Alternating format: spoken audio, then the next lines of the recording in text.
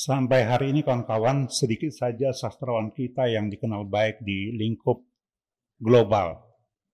Di antara yang sedikit itu, menurut saya yang paling terbesar adalah Pramudia Anantatur. Dia beroleh hadiah internasional beberapa kali, termasuk dari Fukuoka Award dan juga dari PEN. Dan juga beberapa kali dijagokan untuk beroleh hadiah Nobel kesusastraan, tapi sayang tidak mewujud. Pram lahir di Blora tanggal 6 Februari tahun 25. Jadi sebentar lagi kita akan merayakan seabad Pram. Sebentar lagi, maksud saya tanggal 6 Februari 2025 ini ya. Nah, terkait dengan itu, kami akan mendiskusikan capaian sastrawan akbar tersebut. Dia melahirkan sejumlah novel dan juga sejumlah telaah. Salah satu telaah yang paling terkenal barangkali adalah Hokiau di Indonesia. Nah, dalam kesempatan ini kami berempat, saya Has, sebelah kanan saya Bang nama sendiri Kelvin, sebelah saya kiri Devri, di depan saya saya Rin. Akan berfokus pada karya awal Pram, yaitu novel perburuan. Di tangan saya ada versi lawas. Novel ini dicetak pertama kali di sini disebut tahun 1950. Lalu cetakan kedua 5 tahun kemudian. Nah, cetakan ketiga muncul tahun 59. Yang di tangan saya adalah edisi yang ketiga. Sementara yang di depan Kak Rin itu edisi yang bisa dibilang baru di zaman Orde Baru ya. Nah, untuk itu kami sudah membaca kembali karya yang ditulis di penjara Bukit Duri dalam rentang waktu tahun 47 sampai tahun 49. Nah, untuk itu saya akan bertanya ke kawan Bang Kelvin, apa kesan yang mendalam setelah menikmati kembali karya ini? Silakan. Oke. Kalau dari aku sendiri nih Bang, sebagai mungkin yang termuda di sini, membaca, sebenarnya kan aku sudah mengenal karya Pram ya. Sebelum mengenal perburuan, udah mengenal karya-karya Pram sebelumnya seperti Arus Balik, seperti Bumi Manusia gitu kan. Hal yang paling mengesankan dari karya Pram seluruhnya adalah dia seorang novelis yang selalu membawa latar belakang sejarah. Ya, dia kuatnya di situ. Aku juga suka dengan sejarah lewat Pram. Dia bisa mengenalkan sejarah itu lewat novel, jadi tidak ada ruang dan batas. Dia bisa cair saja seperti itu dengan imajinasinya, tapi dia bisa menggambarkan situasi pada zaman itu. Nah, di perburuan ini yang kulihat adalah Pram ingin menceritakan bagaimana suasana pada zaman Jepang, pada zaman Nippon, pada masa pemerintahan Jepang ya, yang cuman kurang lebih 3,5 tahun. Pram pengen menggambarkan bagaimana situasi pada masa itu, bagaimana pemberontakan orang-orang Indonesia, khususnya pemberontakan PETA pada saat itu di novel itu. Kalau dari aku ngelihatnya seperti itu. Kalau Bang Dev? Oke, terima kasih Bang As. Saya pribadi melihat perburuan itu, kata perburuan sendiri itu saya terkenang dengan satu novel yang ditulis oleh Jacques Frutelli tahun 1906. Itu dengan term yang hampir sama dengan apa yang ditulis oleh Pram dalam buku perburuan ini. Tapi Frutelli tambahkan 2 kata di belakang, perburuan piring emas gitu.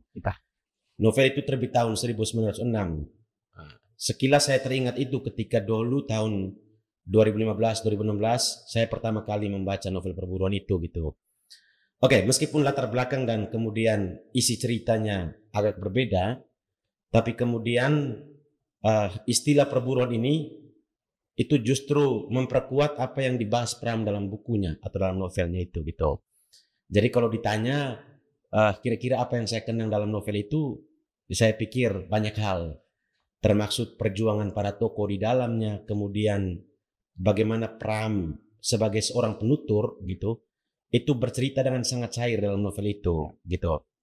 Oke, itu soal pertama, soal kesan ya. Tapi kemudian kalau misalnya ditanya kesan personal terkait dengan novel ini, saya pikir selaku penulis yang hidup dalam sejarah, itu Pram dalam sejarah. Kalau kita hidup dari sejarah, kita belajar dari sejarah yang telah berlalu. Kalau Pram hidup dalam lingkaran sejarah itu, saya pikir semua karya Pram terlepas dari Perburuan itu merupakan karya yang kaya dengan, dalam bahasa Bang Kelvin tadi disebut catatan sejarah gitu. Historisitas itu sangat kuat atau sangat kental dalam karyanya Pram. Dan itu dimainkan Pram dengan sangat lihai ketika dia menyusun bangun cerita dan kemudian mengulas substansi yang harusnya diangkat di dalam karya-karyanya dia gitu. Terkhusus dalam novel Perburuan itu gitu. Sehingga kalau saya baca karya Pram ini, saya membaca sebuah buku sejarah gitu sebenarnya. Saya membaca sebuah catatan historis terkait dengan bagaimana okupasi Jepang ke dalam kehidupan masyarakat Indonesia. Teristimewa dalam buku Perburuan ini, Pram sebut satu segmen kehidupan masyarakat di Blora gitu, tahun 40-an gitu. Jadi itu yang paling kurang kesan awal saya ketika membaca buku Perburuan itu. Terima kasih. Sebagai orang yang sempat berhubungan intens dengan Pak Pram, bagaimana kesan Kak Rin ketika membaca kembali karya yang istimewa ini? Ya, terima kasih Bang Has. Betul, seperti yang sudah disampaikan Bang Has ya, kami berkesempatan untuk intens bertemu dan mengikuti Pram selama kurang lebih 2 tahun, bahkan kami juga ke Blora gitu ya. Nah, buku Perburuan ini itu termasuk salah satu buku awal beliau gitu ya saat menulis. Tapi saya pribadi sangat kagum karena banyak sekali catatan sejarah yang kelihatan bahwa Bung Pram ini meriset sebelum dia menulis ya. Jadi dia betul-betul bisa mengenali karakter, misalnya seorang Jepang yang sangat kejam gitu ya. Kemudian seorang Wedana yang kemudian berkhianat karena demi menghidupi keluarga. Ya, ada seorang perempuan yang setia menunggu pacarnya, tapi dia harus membayar, nanti di akhir ada twisternya itu ya. Mungkin bisa dibaca kemudian. Dan setiap kata atau paragraf yang disampaikan Pram itu bermakna banyak ya kan. Ada pesan nasionalisme, ada pesan kesetiakawanan, ada pesan kemiskinan. Banyak sekali, kaya sekali ketika kita membaca Pram. Artinya saya membaca ulang ini, kemudian saya merasa tercerahkan kembali gitu ya. Ide-ide itu kemudian muncul di buku ini. Itu sih, dan tata bahasa yang digunakan oleh Pram ini baku. Jadi ada beberapa kata yang bahkan saya harus buka cek kamus karena nggak lazim. Pram itu memang kalau nggak salah Bang As koreksi, dia salah satu penggali bahasa Indonesia ya.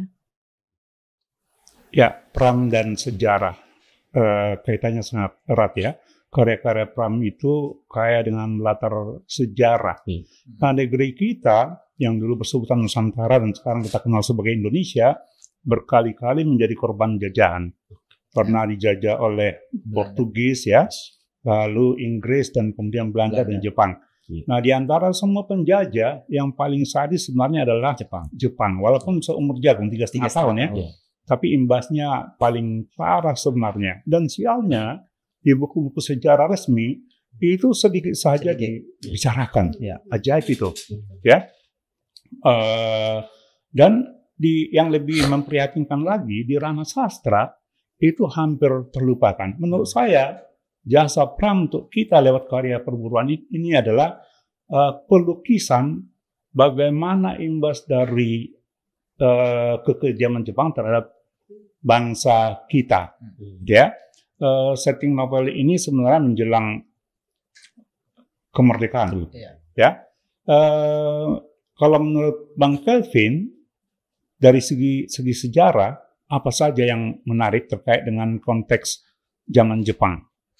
Oke, kalau konteks zaman Jepang di Perburuan ini kan Pram itu pengen menerangkan ke pembacanya. Aku yang kutangkap ya Bang, bahwa zaman penjajahan Jepang itu sangat sadis, penuh dengan ini ya, penindasan, penyiksaan gitu kan. Bahkan beberapa karakter juga dimunculkan itu kan, dia mengalami penyiksaan, bahkan ada paling sadis adalah pemenggalan kepala ya.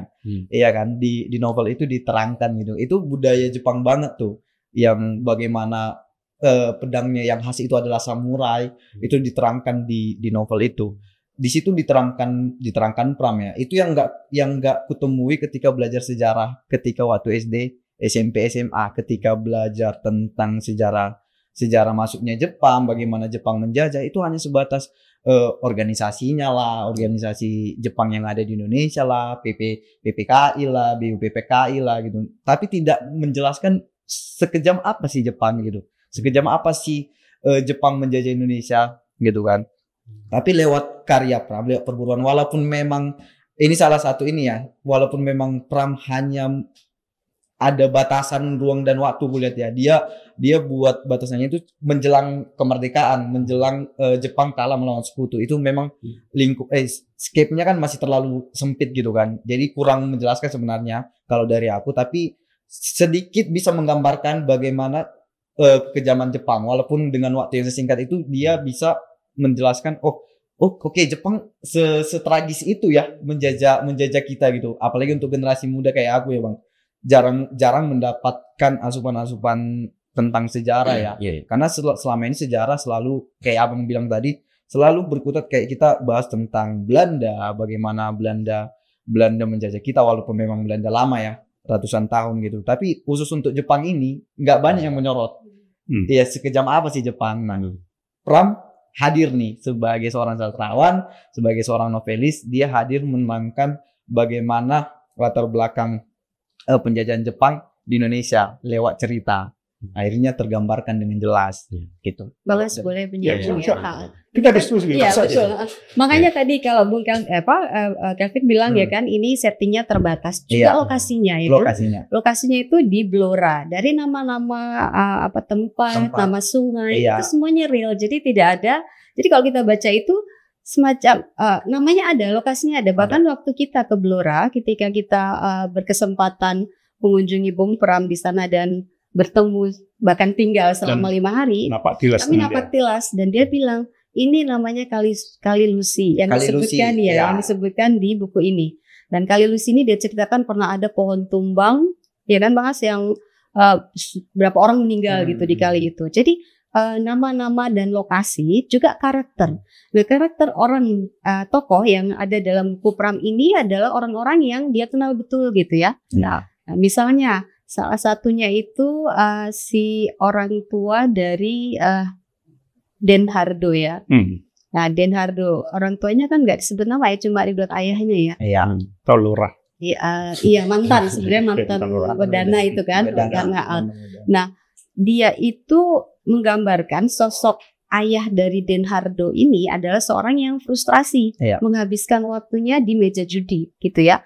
Dan dia merasa dalam percakapan itu kemudian dia sebagai seorang ayah dia gagal karena tidak bisa memberikan perhatian ke anak-anaknya.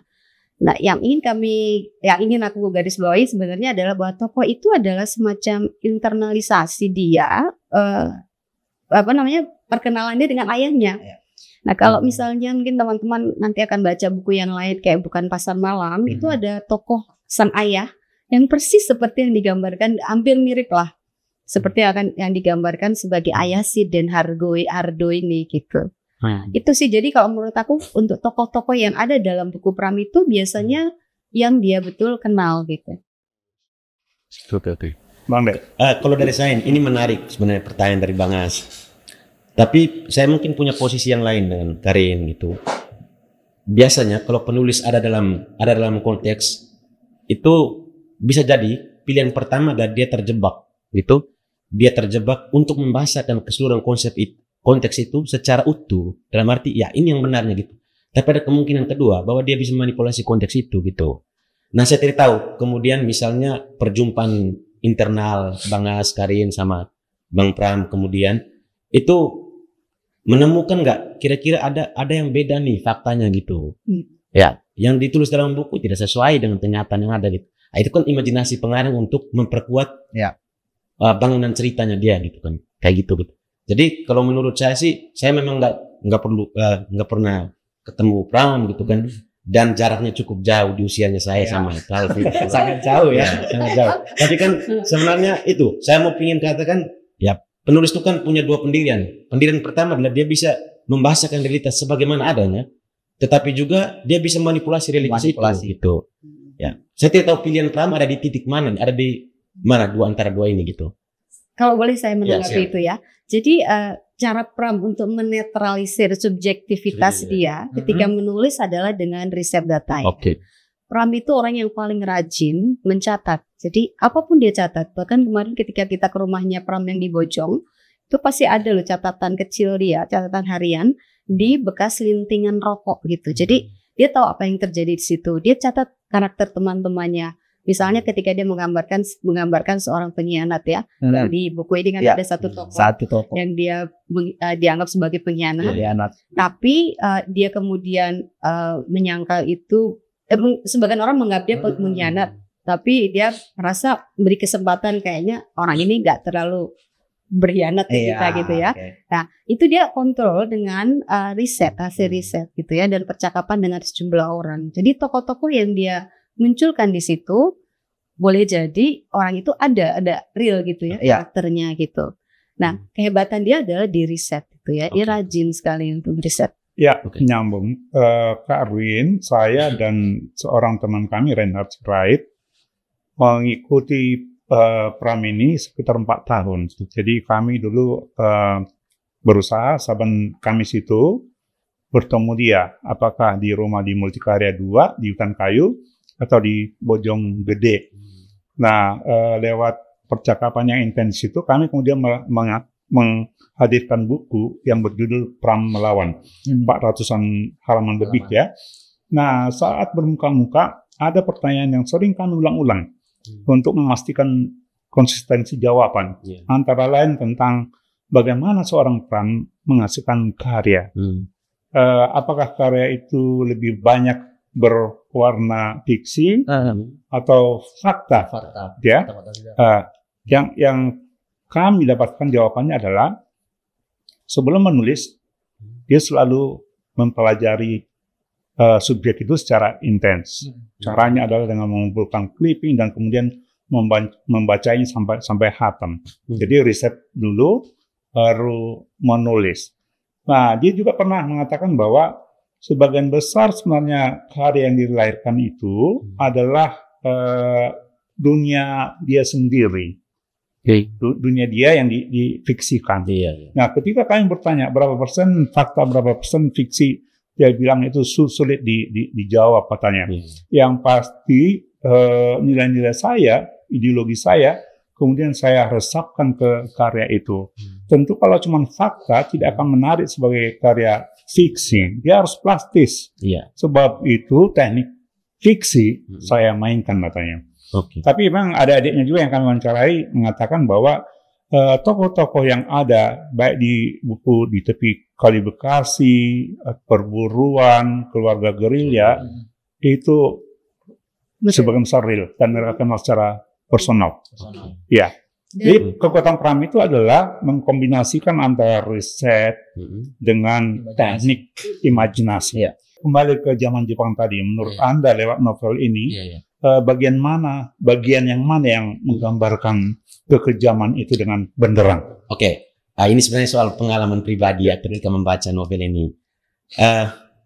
Menurut saya bagian dalam novel itu yang sangat menunjukkan kekejaman Jepang itu ketika di kebun jagung itu ya. Saya merasakan bagaimana ketakutan dari Denhardo, ayah gitu kan. Lalu kemudian ada segmen lain misalnya ketika peristiwa di rumah Pak Lurah itu gitu. Meskipun Jepangnya nggak hadir gitu kan, tetapi bayangan akan apa ya? Bayangan akan sosok Jepang yang keras, yang menakutkan itu selalu menghantui dirinya Denhardo dan dua lain temannya itu gitu kan. Yang mau saya tekankan di sini adalah sebenarnya itu peristiwa untuk menakutkan orang atau peristiwa memberi stimulus bahwa ini kau harus takut nih dengan kami. Itu bukan peristiwa fisik sebenarnya. Pram tidak pernah menggambarkan itu di dalam perburuan. Tidak ada Jepang, nanti dia mungkin dikoreksi oleh Karin sama Bang Has ya. Dia tidak menggambarkan secara terang benderang kemudian Jepang kejar mereka, tembak mereka, tidak ada. Itu kan tidak ada. Tetapi dengar Jepang aja mereka takut, Nippon gitu kan. Takut juga mereka gitu. Yang mau saya tekankan adalah bahwa kekejaman paling paling kuat atau yang paling membekas dalam dirinya Den Hardo adalah itu karena ideologinya dia sudah dipengaruhi, sudah recoki gitu kan. Ketakutan itu tuh sudah sangat kuat dalam dirinya dia gitu. Ya, mungkin sebentar bisa ditambahkan. Kalau saya melihat ya, wujud nyata dari kekejaman itu adalah munculnya manusia-manusia yang dalam bahasa perang disebut sebagai kere. Oh ya, pengemis ya betul. Yang bertelanjang dada, hanya pakai penutup aurat dan kemudian tanpa alas kaki dan badan mereka sudah dipenuhi lubang, sudah seperti pohon. Iya. Itu tuh. Tapi juga gini Bang Has, ada satu scene kalau teman-teman mungkin bisa perhatikan yang ketika dia menginterogasi si orang yang berkhianat, Karmin itu ya. Karmin. Kan sempat dipukul juga dia berdarah ya kan. Berdarah. Tapi memang nggak terlalu overexpose ya, maksudnya nggak berlebih-lebih. Iya. Tapi Pram itu pandai memainkan psikologis ya kan. Bagaimana misalnya Ningsih, karena dia seperti mengancam, kalau kamu nggak berbicara jujur, kamu kan dibawa ke Jakarta dipenggal.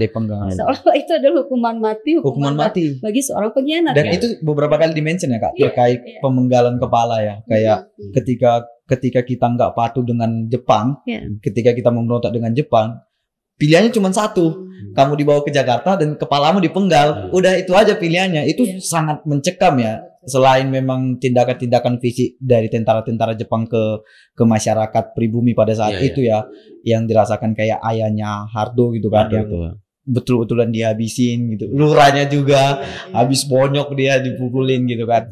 Hanya karena tidak memberikan keterangan yang pasti.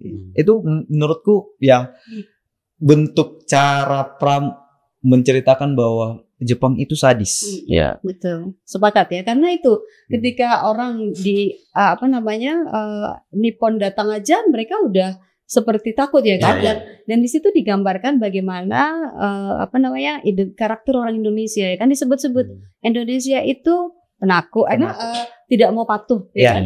Indonesia itu nggak mau nurut gitu loh. Seolah dia mau mendikte gitu karakter kita. Dan itu sebenarnya menggugah, kalau kita baca secara sadar ya, menggugah nasionalisme kita dong, menggugah harga diri kita dong. Kok Jepang bisa-bisanya ngomong Indonesia itu nggak patuh, Indonesia itu di bawah mereka gitu ya kan. Di situ sebenarnya pesan-pesan itu sebenarnya kekuatan Pram ketika kita membaca karyanya. Jadi kita digugah gitu loh. Mau kalian digitukan sama penjajah ini. Yang menarik, tokoh sentral dari cerita berjudul Perburuan ini adalah seorang kere. Den Hardo. Begitu juga sekutu terdekatnya Dipo dan yang meski sebenarnya kan dia anaknya Wedana. Betul, dia ya. Artinya dia bukan kere karena memang nggak ada secara ekonomi tapi karena dia memilih ya kan. Itu sebenarnya juga itu kuat banget loh. Ketika memilih secara ideologis, konsekuensinya harus diterima. Hardo ini kan orang ini sebenarnya orang berada. Bapaknya kan Wedana kan, dan dia kemudian menjadi perwira di Peta Sudanco sebutannya kan. Nah, dia kemudian memilih pelarian. Dia menjadi orang yang diburu dan dia kemudian menghilangkan diri selama 6 bulan. Bisa kita bayangkan, dalam 6 bulan dia udah kehilangan kegagahan segalanya.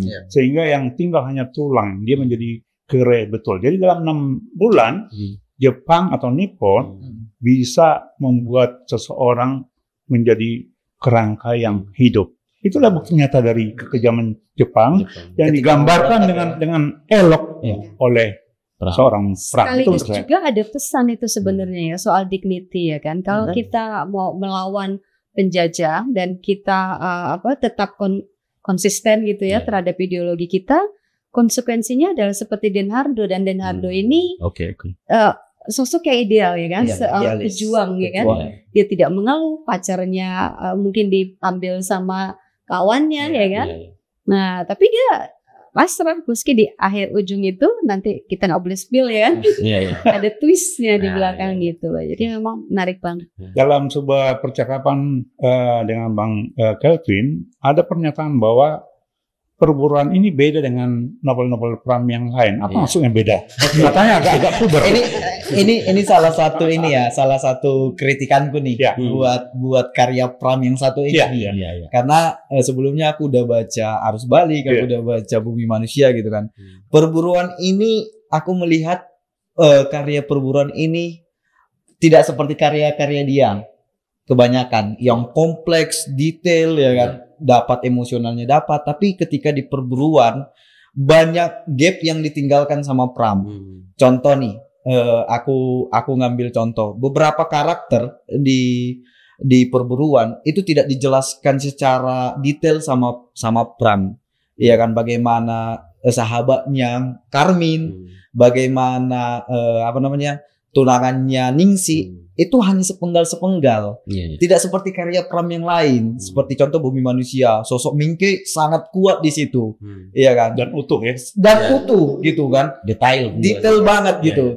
Tapi aku juga nggak bisa menyalahkan juga karena waktu yang diambil Pram untuk menulis ini kan sangat sempit ya, cuman 3 hari sebelum kemerdekaan gitu kan. Jadi sangat terbatas yang Khusus bisa setting waktu di novel itu sangat terbatas. Jadi itu juga mungkin yang aku ngelihat mungkin Pram terbatasnya di situ. Baru kedua, salah satu kritikanku adalah karakter-karakternya itu tidak muncul gitu kan. Tidak, padahal itu di mention di awal. Karakter-karakter itu kan, tapi ketika selanjutnya cerita itu karakter yang tidak muncul itu tiba-tiba dia jelaskan secara detail.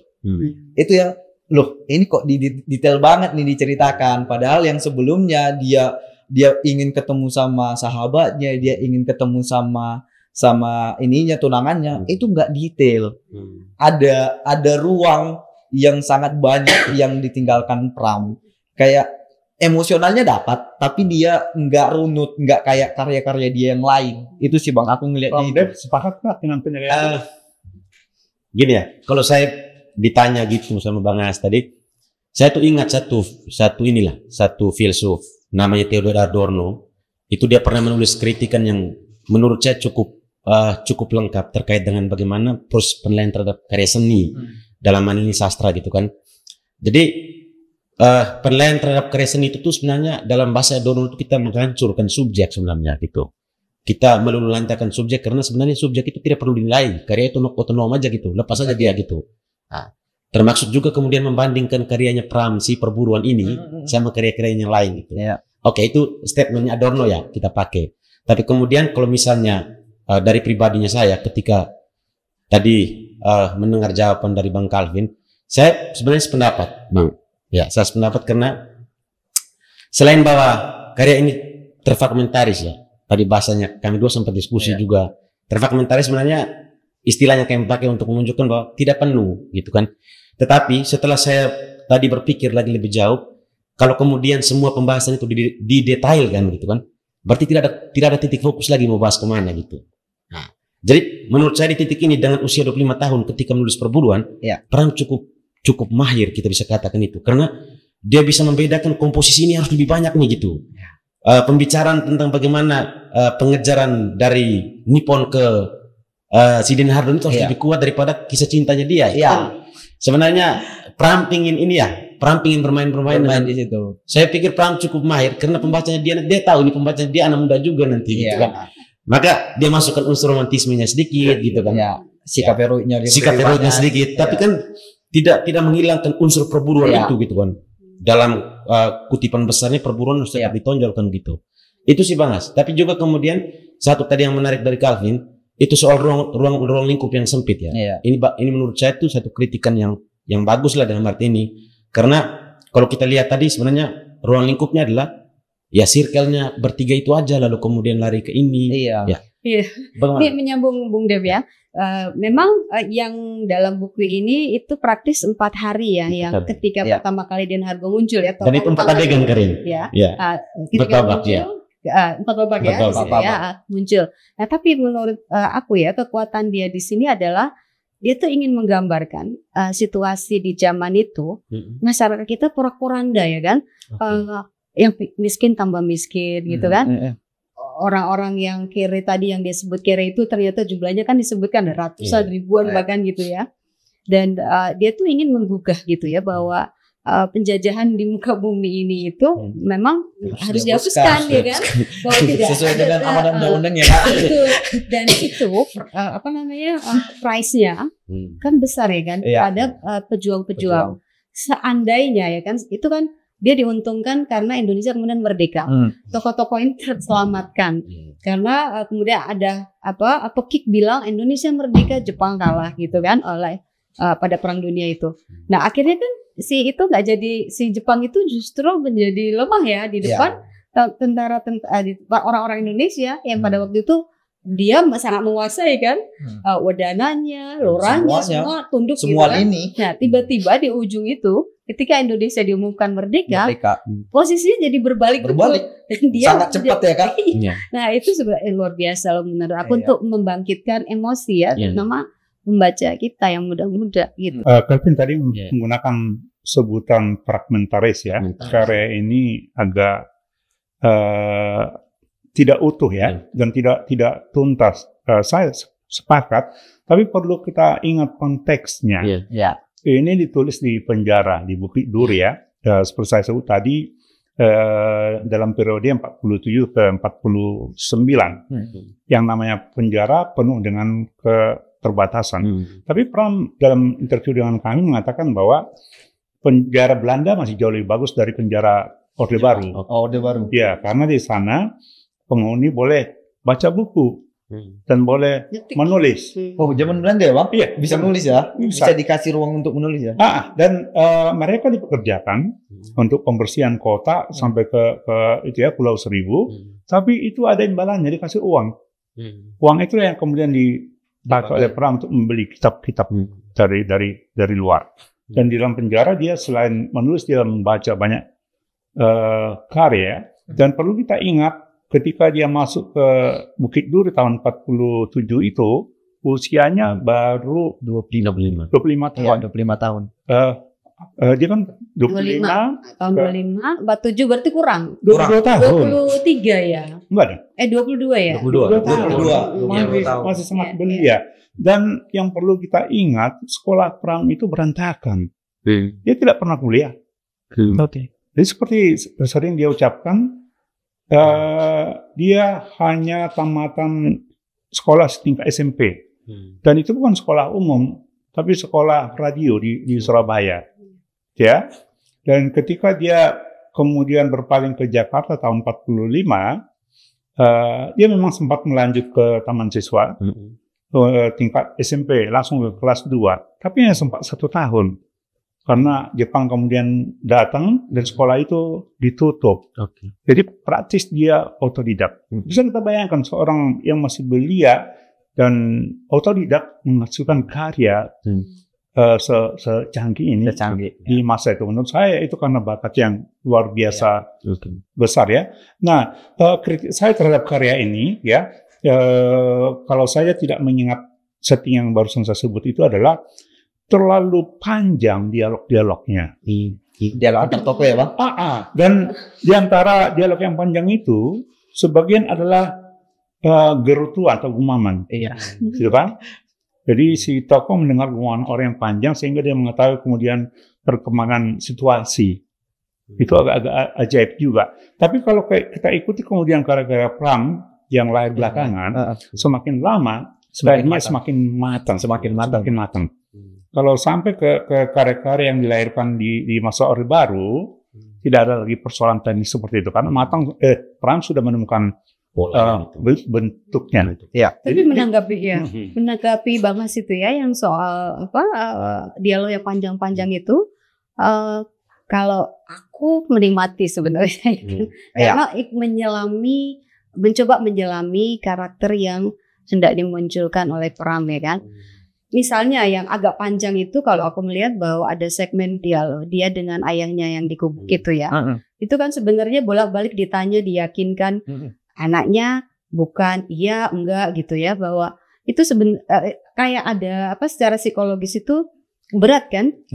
Aku bacanya aja membayangkan seorang bapak anak bercakap seolah-olah orang lain gitu, dan tahu bahwa si anak ini itu bapaknya, sementara bapaknya merasa anaknya, tapi kok anaknya menyangkal gitu. Iya. Itu sebenarnya Itu gejolak gregetan loh psikologis. aku, Kak. Iya. Di momen itu aku gregetan. Gejolak psikologis yang luar biasa. Ayolah gitu loh. Berapa gitu. kali ya kan? Berapa kali dicoba, berapa kali Pram itu membuat clue seolah ayahnya anaknya mau mengakui ya kan? Aku anakmu, tapi nggak terjadi kan. Itu sampai akhir itu luar biasa menurut aku ya. Dia itu kelihatan memahami psikologis dan kelihatan jangan-jangan ya itu adalah diri dia, hubungan dia dengan ayah. Karena intensitas dialog dan pemahaman dia tentang kondisi itu tergambar betul. Oke.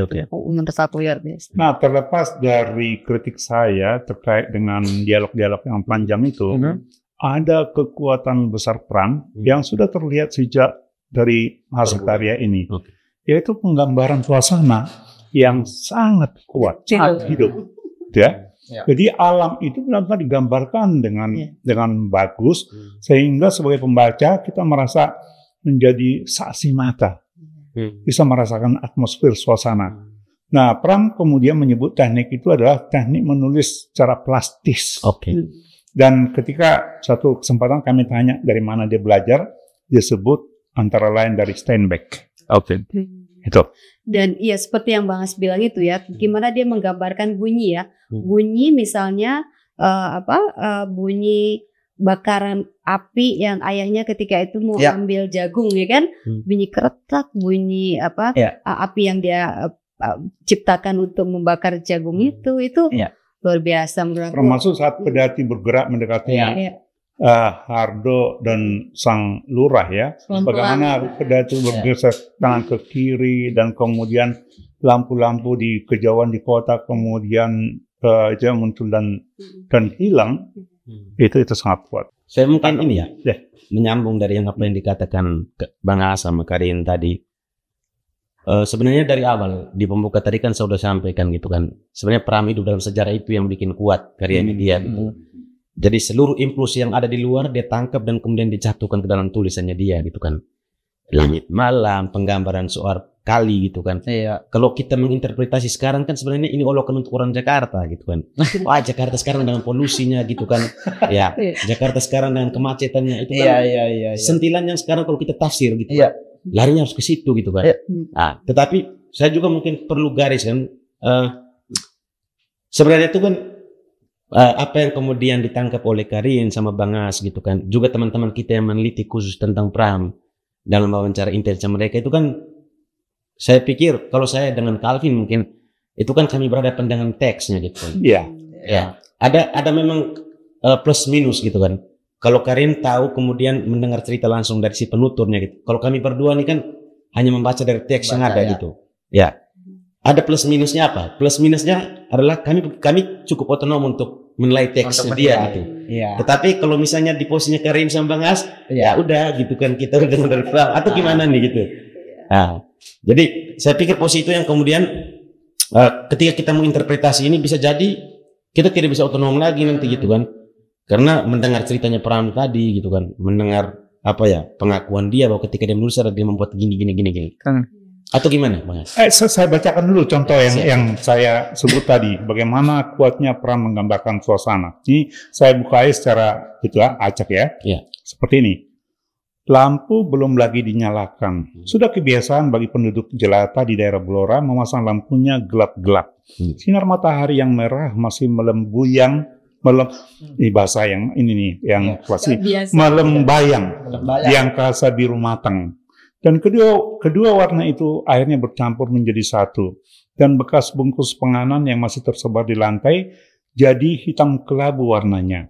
Kulit pisang yang kuning berubah warna jadi coklat dan daun kelapa jadi coklat merah. Kita seperti penyaksi dengan membaca. Dan bahasa Pram itu tertib ya, bahasa Indonesianya sangat tertib, puitik dan nggak mengada-ada ya. Kalau aku baca ya, kita memang ada beberapa tidak terkesan lebay ya, tidak terkesan lebay. Ada beberapa halaman yang harus kita baca beberapa sekali, 2 kali lah mau menangkap isinya ya. Terutama pesan-pesan dia kepada teman-temannya itu kan, yang bilang, oh saya akan ke rumahmu, tapi nanti tunggu di zaman bintang atau nanti ketika Nippon sudah kalah. Sudah kalah. Ya kan? Dan dia seperti tidak dia seperti sudah punya visi atau barangkali nggak sengaja juga dia bilang gitu kan. Karena si Hardo ini belum bayangkan kalau Nippon akan secepat itu menyerah ya.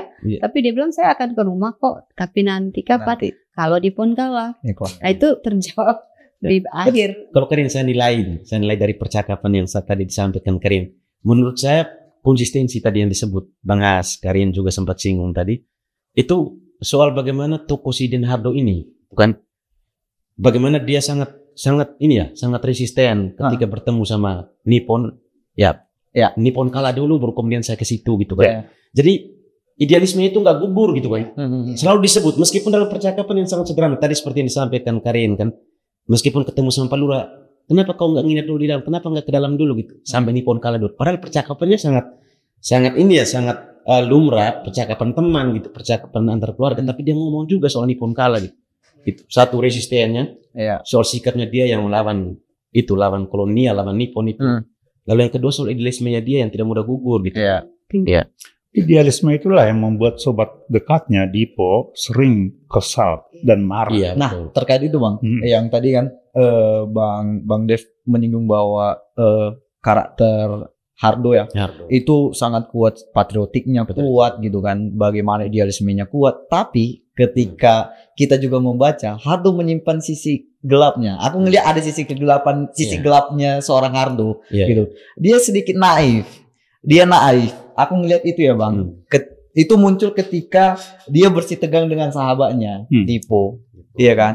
Sangat terasa naifnya naifnya Hardo itu sangat terasa. Aku ngelihat bahwa Dipo sudah berapa kali mengingatkan bahwa tinggalkan masalah-masalah pribadimu untuk sesuatu hal yang besar yang selama ini kita bangun. Iya kan? Kita punya tujuan yang satu, tapi ketika ada masalah pribadimu sangat kuat untuk menghalangi tujuan utama kita. Dia bersitegang kan. Dipo sangat kuat di situ, tapi Hardo selalu menekankan bahwa tidak, saya harus ketemu dengan sahabat saya harus ketemu dengan tunangan saya. Saya merasa itu, tapi memang di endingnya itu terjawab. Jadi jangan sebut. Bung Kelvin mungkin salah, kita bisa berbeda. Kan pembaca kan subjektif itu ya. Kalau menurut saya pribadi ya, membaca ulang perburuan itu, kehati-hatian seorang Hardo itu mencerminkan justru intelektualitas dia yang cukup tinggi ya kan.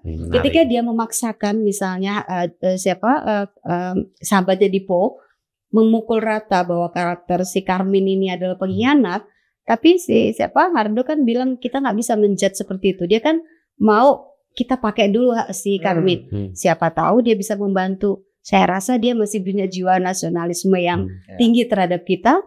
Dia menginfiltrasi Nippon, kita bisa pakai itu. Tapi Dipo kan menyangkal, nggak mungkin, dia sudah pengkhianat. Dia sudah bekerja dengan Jepang, berarti dia pengkhianat. Tapi kemudian konfirmasi bahwa kehati-hatian dari Hardo itu dibenarkan, diafirmasi kembali di akhir. Bahwa ternyata si Karmin ini jiwanya kan sebenarnya nasionalisme ya kan. Dia taktis saja nih. Karena dia kan tetap membela, mencoba melindungi si Ningsih ya kan. Ningsih, kamu punya nggak catatan tentang Hardo? Hapus, hilang. Kalau misalnya Nippon datang, supaya kamu tidak ditangkap, hilang. Jadi artinya di situ kan kita bisa melihat bahwa dia duduk di dua kaki sebenarnya ya kan. Berdiri dua kaki. Dan ketika dia diminta mau dieksekusi oleh rakyat, dia bersedia kan? Dia tanggalkan semua bajunya, dia lempar baju dan dia pasrah.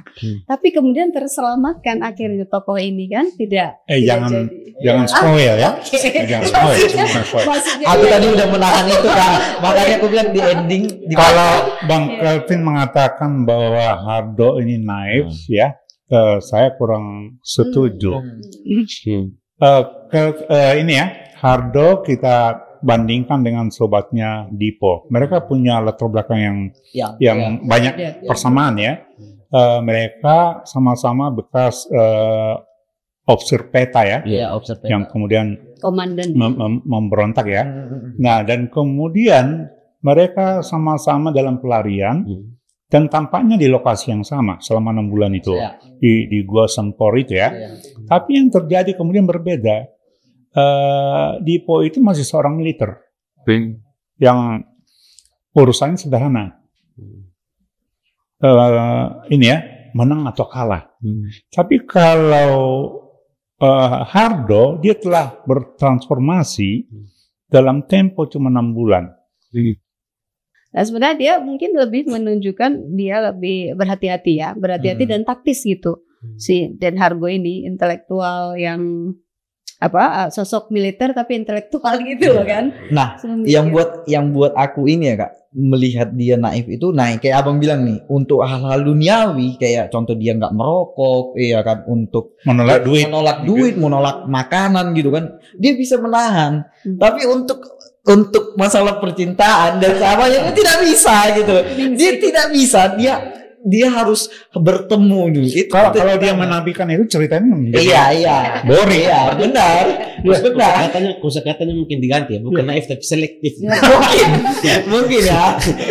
Percintaan itu bumbu utama dari cerita. Kalau teman-teman ini ya baca kembali ya, dia tidak juga terlalu obsesif ya terhadap Ningsih, tidak loh sebenarnya dia kan. Dia ya kalau bisa lihat oke, kalau enggak juga enggak masalah sebenarnya. Bahkan ketika Dipo bilang itu si Karmin kan sebenarnya senang sama Ningsih, kamu nggak cemburu gitu misalnya sama si Karmin ini, tapi dia mencoba untuk tetap calm gitu ya kan, nggak terlalu ambisius. Kalau dia memang ini ya hanya tertuju pada Ningsih, mungkin dia sudah termakan suap sama bapaknya. Itulah kehebatan Pram dalam mengadu perasaan pembaca. Kita menjadi korbannya. Sama ini sih Bang, mungkin luput ya, tapi aku beberapa kali nge-mention di buku ini, di buku Perburuan, latar belakang Pram kan dia ini ya bersuku Jawa, sangat iya kan, dia suku Jawa gitu. Tapi beberapa kali di buku ini dia nge-mention kata bah. Itu yang sangat identik dengan orang Batak banget tuh. Bah, dikit-dikit bah, ya kan, dikit-dikit bah. Nah, aku pengen nanya nih sama abang sama kakak, kan kakak sama abang kan ini ya kenal dekat lah sama sosok Pram. Bagaimana Pram bisa mengenal kosakata itu, padahal dia itu lahir dari keluarga Jawa tuh. Kak dulu menceritakan latar belakangnya. Iya, jadi memang Pram ini dia sangat kecewa oleh budaya Jawa ya kan. Kalau boleh dikatakan benci sebenarnya karena feodalismenya ya kan, termasuk di ranah bahasa. Jadi kalau dia itu berusaha supaya bahasa Indonesia ini dia pakai karena menurut dia egaliter gitu ya. Aku juga sempat surprise juga ketika itu Pram menggunakan kata bah. Padahal di situ gak ada orang Batak ya kan. Tapi itu digunakan seperti percakapan biasa di antara kawan gitu ya. Dan ternyata Bang Has punya jawabannya. Kalau aku belum ada jawaban gitu karena barangkali juga kalau asumsi aku ya, karena dia sudah di Jakarta bergaul dengan sejumlah suku bangsa yang lain, dari suku bangsa lain, dia terpengaruh. Tapi memang kelihatan kata bah itu buat dia itu penting ya, karena beberapa kali disebut bahkan bah, ada yang begitu panjang gitu ya kan. Nah itu menarik. Ya, jadi Pram itu lahir di Blora, sekolah dasar di sana 10 tahun, karena di kelas 3 tiap kali dia mengulang. Padahal kepala sekolah ayah sendiri di Institut Budi Utomo ya. Dan ayahnya tidak menyukai dia karena dianggap goblok. Jadi hubungan antara ayah dengan anak ini sangat tidak harmonis ya. Jadi rindu dendam sebenarnya. Dan kemudian disuruh mengulang lagi setelah 10 tahun. Dan Pram nggak mau, dan ibunya kemudian intervensi. Ibunya menghimpun duit dan dia dikirim ke sekolah radio, sesuatu jurusan yang tadinya nggak ada dalam bayang Pram ya. Nah dia sekolah di sana 1,5 tahun aja, kan selesai. Lalu umur tahun 42, umur 17 dia ke Jakarta karena ada omnya. Omnya bekerja di kantor berita Jepang Domain. Nah si om kemudian menampung dia. Dan di rumah om itulah kemudian Pram mengenal kehidupan modern ya. Di sana ada mesin ketik, dia belajar sendiri. Dan Dia kemudian sempat sekolah tadi di Taman Siswa di Jakarta. Nah, tapi cuman 1 tahun, lalu dia bekerja di tempat Omni Domain sebagai tukang ketik awalnya. Karena dia udah belajar sendiri di Taman Siswa, dan kemudian di sana berkesempatan belajar steno dari seorang maestro, Karundeng namanya. Karundeng mengembangkan sistem steno sendiri. Nah, dia cepat belajar, mengetiknya bagus, stenonya bagus. Akhirnya oleh Domain dikasih kesempatan untuk mentranskrip wawancara-wawancara yang panjang gitu ya, termasuk ceramah Muhammad Yamin waktu itu. Nah, lalu di kantor berita ini kemudian dia diberi kesempatan untuk interview juga. Dia menjadi wartawan di sana sampai setahun. Sempat jadi jurnalis juga ya, Bang? Setahun itu. Nah, tapi kemudian dia merasa tidak happy di Domain karena merasa ada diskriminasi, sehingga dia keluar. Domain itu kan pengusaha Jepang ya, penguasa Jepang ya. Dan kalau di tentara dianggap desersi lah. Sebab itu dia ketakutan, dia melarikan diri ke Jawa Timur ya. Nah, dia baru datang ke Jakarta setelah Jepang kalah. 45 itu. Dia kemudian menjadi tentara. Ikut Satuan Siliwangi, dan medan pertempurannya disebut Jakarta Timur, di daerah Cibarusah sana itu. Itu kan dia menjadi tentara di situ. Lalu dia kemudian tertangkap tahun 47 itu, dijeblos. Tapi yang 47 sudah Belanda yang berkuasa kembali kan, dijeblos di Bukit Duri. Nah, waktu di Domain itu dia berinteraksi dengan orang-orang yang datang dari berbagai kawasan di Indonesia, sebagian dari Sumatera, gitu kan? Dan dia juga sempat beririsan dengan orang yang bekerja di Balai Pustaka. Balai Pustaka itu didominasi oleh orang Sumatera. Jadi tidak mengherankan kalau dia akrab dengan terminologi orang Sumatera seperti kau, dan seterusnya. Nah, yang menarik dari Pram seperti yang dikatakan Kak Rin tadi, dia sangat tidak suka pada feodalisme Jawa, termasuk bahasanya. Bahasa yang menurut dia berkasta-kasta, ada kromo inggil. Nah, begitu ke Jakarta, dia lupakan segala yang berbau Jawa. Dia tidak mau berbahasa Jawa lagi, termasuk ke omnya. Sampai si om kemudian menganggap Pram besar kepala. Jadi si om, diceritakan kami, om bertutur dalam bahasa Jawa, selalu dijawab Pram dengan bahasa Indonesia. Itulah. Dan dia sangat serius belajar bahasa Indonesia. Nah, salah satu kekuatan Pram saya kira ya, adalah kemampuannya berbahasa. Dalam konteks ini adalah bahasa Indonesia. Dia karya yang saya baca tadi ini kan seperti saya katakan diterbitkan tahun 59. Tapi cetakan pertama tahun 50. Ya. Selang tahun ya, Bang? Kalau ini kita bandingkan dengan versi baru, ini kalau nggak salah diterbitkan oleh Astamitra tahun 84 ya. Tidak ada bedanya. Nah, menurut saya ajaib itu. Bagaimana seorang Pram yang merupakan angkatan 45 di ranah sastra bisa menghasilkan karya yang dari segi kebahasaan tetap kontekstual. Nah, kalau kita baca karya-karya dari itu ya, sastrawan angkatan Pujangga lama ya, akan sulit buat kita mencerna karena cara mereka berbahasa sangat lain. Bahkan angkatan yang lebih muda, angkatan Pujangga Baru, Sultan Takdir dan yang lainnya, itu masih aneh buat kita sekarang. Tapi Pram, ya, saya yakin tidak banyak sekarang yang diedit oleh Pak Yusuf Ishak, ya. Dan ketika saya bandingkan, saya justru lebih akrab dengan karya yang lama ini dari segi kebahasaan. Nah, menurut saya di Indonesia sangat sedikit sastrawan angkatan itu ya, yang lama, terutama angkatan 45 yang bisa berbahasa Indonesia dengan canggih. Selain Pram, menurut saya adalah penyair terbesar kita, Hairil Anwar. Tapi Hairil Anwar belum menulis novel, ya.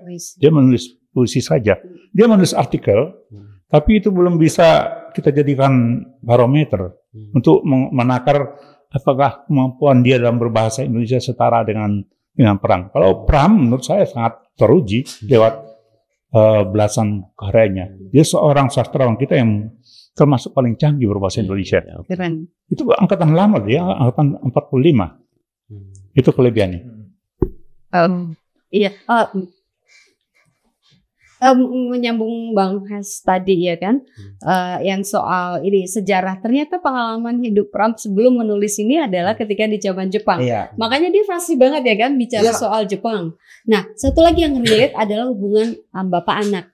Nah, itu memang di kisah sesungguhnya Pram itu bukan membenci ya, tapi dia kecewa dengan ayahnya karena dia selalu dianggap dia dianggap bodoh. Sementara kakaknya ada satu, adiknya ya, sorry. Adik langsung. Adik bawahnya itu selalu dipuji gitu. Ini mungkin parenting juga ya buat orang tua. Tidak boleh membandingkan anak karena setiap anak itu kan punya kemampuannya masing-masing. Nah, kalau Pram ini dianggap dia suka menerawang gitu loh. Kalau di kelas menurut dia ya, pengakuan dia, di kelas itu dia nggak fokus gitu belajarnya, dia menerawang gitu sehingga dia tinggal kelas.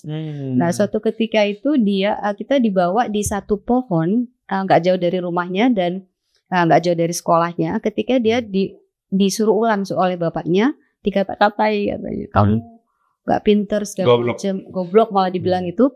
Di bawah pohon itu dia nangis sampai ketika kita lepak tilas pun itu kan udah tua kan Pram. Masih nangis dia masih nangis. Iya, nangis.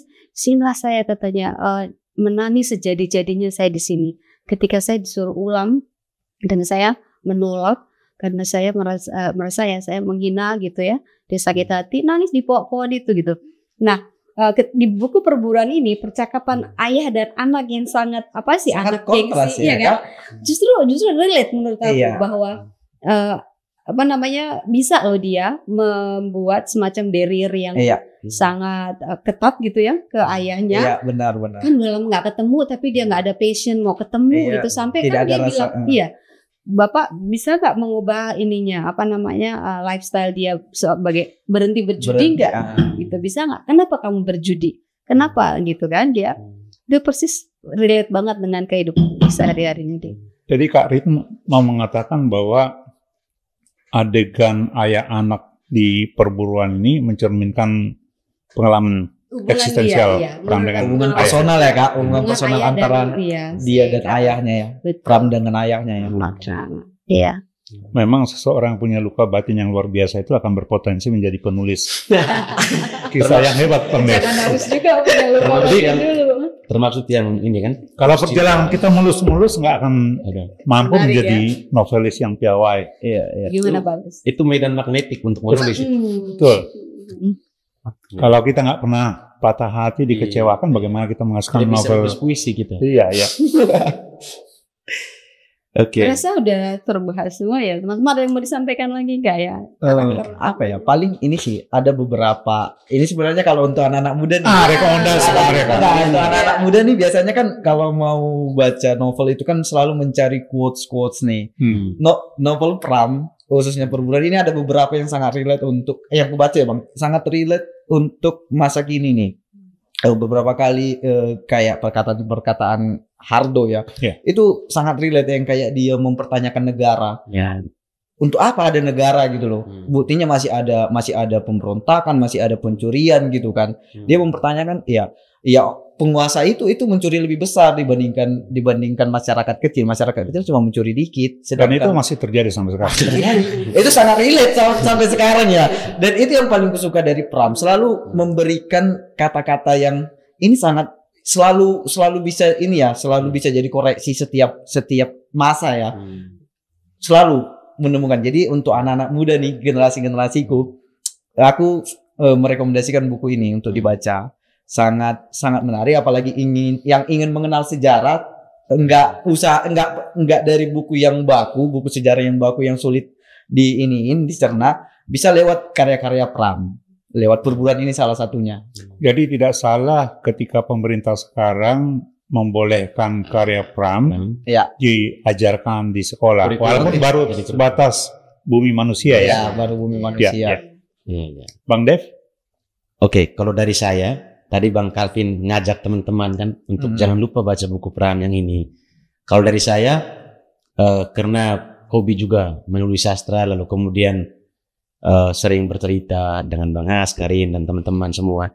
Mungkin rekomendasinya tuh, saya pingin teman-teman yang menulis sastra atau menulis sastra secara intens, itu juga perlu bertolak dari riset, seperti yang tadi disampaikan. Iya.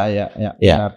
Sepengetahuan saya gitu, yang menulis tentang Nippon hari ini itu dari Timur, satu orang kami punya itu kan Felix Nesi yang kemarin sempat memenangi sayembara IKJ itu kan, ya sayembara novel gitu. Oke, karena itu saya pikir menulis tidak bisa dimulai dengan membayangkan saja atau mengandai-andai gitu, tetapi juga perlu bertolak dari riset yang mendalam, lalu kemudian penjajakan terkait dengan kasus-kasus yang ingin ditulis. Dan itu perlu menjadi senjata utama supaya karya yang kita hasilkan itu betul-betul bermutu gitu. Selain bahwa dia bertolak dari kejadian yang telah berlalu, tetapi juga menjadi pegangan bahwa kita pernah mengalami situasi-situasi itu gitu kan. Ya, ajakan saya itu teman-teman yang intens menulis sastra dan juga secara umum lah kita yang bergiat di jurnalisme atau kemudian teman-teman yang mahasiswa gitu, itu perlulah kemudian secara intens untuk menggumuli riset gitu. Ngambillah satu fokus tertentu, misalnya di sejarah atau kemudian di sastra gitu kan. Ya, coba gali lebih dalam soal itu supaya kita punya pegangan ketika nulis gitu. Dan itu Pram sudah menunjukkan dalam seluruh tulisan dia, dalam seluruh novel yang dia tulis, juga secara khusus dalam novel perburuan yang kita bahas bersama pada kesempatan ini. Karen? Iya, kalau aku pribadi ya, setiap kali membaca karya Pram itu selalu merasa ada di recharge knowledge gitu, kan? Kita terstimulasi gitu ya, karena banyak pesan moral, filosofis dan menggugah, selalu menggugah itu. Ada kalau nggak salah di satu scene itu menyebutkan bahwa kebebasan itu di puncak. Jadi ketika dapat kita mencapai kebebasan di puncak, meski kita terbelenggu, tapi itu bukan di bawah kebebasan dan di puncak kebebasan itu. Artinya itu harus ada effort ya kan untuk mencapai kebebasan itu gitu di atas itu. Jadi kalau saya pribadi sih bacalah buku karya Pram, kalian akan mendapatkan sesuatu. Jadi ketika membaca ada yang didiskusikan seperti malam ini, ternyata banyak sekali ya kan yang bisa kita dapat begitu. Jadi gemuk lah pokoknya. Kalau kata apa dagingnya Pak. Iya, daging semua. Daging semua nih. Air nih. Sampai sekarang menurut saya Pram itu masih sastrawan terbaik Indonesia ya. Karya-karyanya tidak luntur oleh waktu yang terus berlalu. Sebab itu saya minta ke kita semua, termasuk kawan-kawan muda, untuk terus atau paling tidak mulai mengakrabi karya-karya Pram karena dagingnya banyak banget ya. Nah, terkait dengan perayaan 100 tahun Pram, saya berharap kita semua melakukan sesuatu kecil atau besar ya, supaya nanti memiliki makna yang besar. Nah, kelemahan kita di Republik ini adalah gampang melupakan sejarah. Nah, selain Pram, sastrawan terbesar kita adalah Chairil Anwar. Saya termasuk pengagumnya juga. Dia bergelut di lapangan puisi. Nah, waktu Chairil Anwar 100 tahun, berapa waktu lalu, sambutan orang Indonesia sangat minim. Ada gerakan tapi terlalu kecil. Itu loh. Saya bandingkan misalnya dengan apa yang dilakukan oleh orang-orang Prancis atau orang-orang Chile ya, dalam mengglorifikasi sastra mereka. Katakanlah waktu Pablo Neruda 100 tahun, itu pelayan seluruh dunia itu, bukan hanya negerinya yang terlibat itu loh. Sekarang Nafis ini. Itu. Jadi atensi pemerintah juga nggak terlalu besar ya. Betul. Dukungan Sayang betul itu. Kalau bukan kita, siapa lagi yang mengapresiasi orang-orang terbaik kita? Begitu kawan-kawan, terima kasih percakapan ini. Terima kasih banyak. Berikutnya.